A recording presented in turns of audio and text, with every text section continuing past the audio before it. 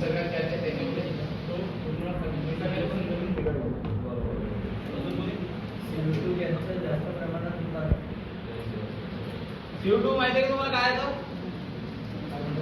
बरोबर, carbon dioxide. आणि carbon dioxide कोण करते उत्सर्जित आपल्या निसर्गामध्ये? कोण करते? आपण कसं झालं माहिती तुम्हाला? अरे आपण जे मानव असताना आपण ऑक्सिजन घेतो आणि कार्बन डायऑक्साईड सोडतो. आपल्या पृथ्वीच्या आजूबाजूने गॅसेसची लेअर आहे, माहिती आहे? त्याला आपण काय म्हणतो? Ozone layer. आता त्याच्यामध्ये कोणीमध्ये छिद्र झालेला आहे, कोणीमध्ये जाळ झालेला आहे. तो आपला आपण जो कार्बन डायऑक्साईड सोडतो तो त्या आतमध्येच त्या याच्यामध्ये जमा झालेला आहे. आणि जे सूर्याच्या किरण येतात ते आपल्या पृथ्वीवर पडतात, ते फक्त आपल्या पृथ्वीवर येतात आणि काही किरण परावर्तीतून परत आकाशात चालले जातात. पण आता त्या CO2 मुळे होत आहे का तसं?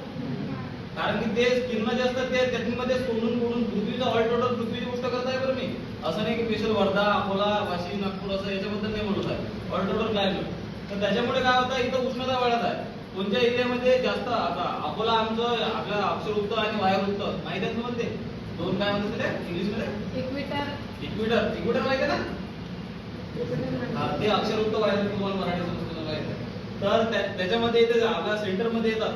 तर अकोल्यामध्ये जवळपास आता 47 पर्यंत उष्णता जाते. म्हणजे आपण अंड फोडून ठेवलं तिथं तरी ते हाफ बॉईल जसं आपण खातो त्याच्या प्रकारचं होते, माहिती आहे? तर आपण क्लायमेट चेंज फक्त असंच नाही की वृक्ष लावा, जे आपण कचरा जाळतो त्याच्यापासून सुद्धा होते. काही प्लास्टिक आहे, प्लास्टिकच्या मधून पण होते. आणि पर्यावरण बदल आणि पर्यावरण न्याय, पर्यावरण न्याय याच्याबद्दल काही माहिती आहे कुणाला? म्हणजे काय बोलू शकता, काय सांगू शकता? म्हणजे मी समोर सांगतो तुम्ही. क्लायमेट जस्टिस सरकारने आता कायदे केले आहेत. जसं उर्वरक कायदा आहे 2007चा. त्याच्यानंतर अधिक रोजगार हमीमध्ये हे केलेले आहे. हां, त्यानंतर नद्यांचाही विभाग आहे, कायदे चालू आहे, तलावे चालू अशा प्रकारे. अजून कोणी? बोला चुकलं तुम्ही काही म्हणतात? जसं एक आता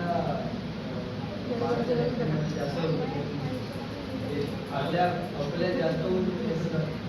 तर एक सरकारने एक सर्वे राबवला होता की ज्यांचे थीम्स आहेत त्यांना व्हाईट पेंट्सनं कलर करणे आणि त्यांच्या घरात जे इन्ग्रेडियंट असते ना ते उपलब्ध करून देणे, म्हणजे जेणेकरून उन्हाचा प्रभाव कमी पडतात.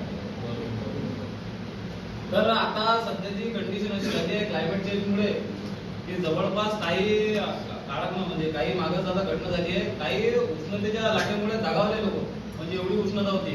आता आपण अगोदर तुमच्या घरामध्ये पंखे चालवत होते, पण आता तुम्हाला कूलरची आवश्यकता पडत आहे. कारण की जी हीट आहे ती हीट वेव बाहेर जातच नाही, कारण की परावर्तित होतच नाही CO2 मुळे. पण आपण त्याच्यासाठी ते वृक्ष लावत आहे. आपण काय नारा काय माहिती आहे का वृक्ष लावायचा? झाडे लावा. आपण काय करतो? फक्त झाडे लावत जगत आहे कोणी?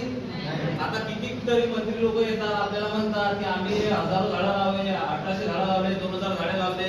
पण त्या 1800 2000 पैकी आपण 5च पकडा, 5 पैकी कोणतं तरी झाड आपण जगवलं आतापर्यंत? आपल्या शाळेमध्ये आपल्याला झाड दिलं होतं सरांनी, आठवणे सरळ भेटलं होतं काय पुढे? एखाद्या वेळेस भेटलं जगवलं काय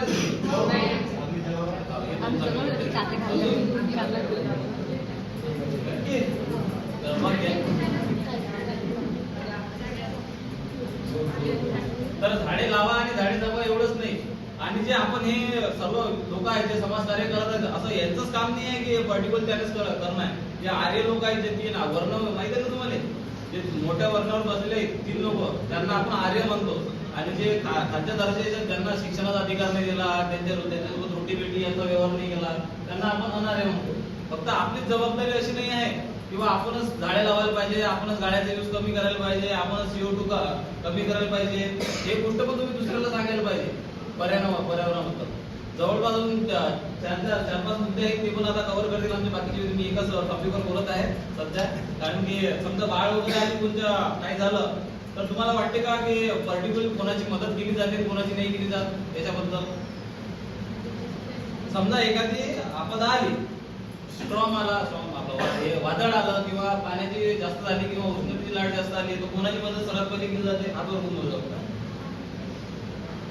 समजा पूर आला एखाद्या गावाला, वर्ध्यामध्ये पूर आला आता. तर कोणाला पहिले वाचवलं जाईल तिथं? माणसं कोणते कॅटेगरी कशी माणसं सांगा बोला, हात वर बोला.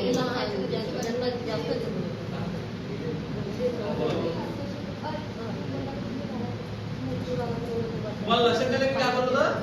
जर बाहेरच्याच एखाद्या नदीला पूर आला, आता मागं 2011 मध्ये कोणती नदी आहे ती? नर्मदा नदी, तिला पूर आला होता.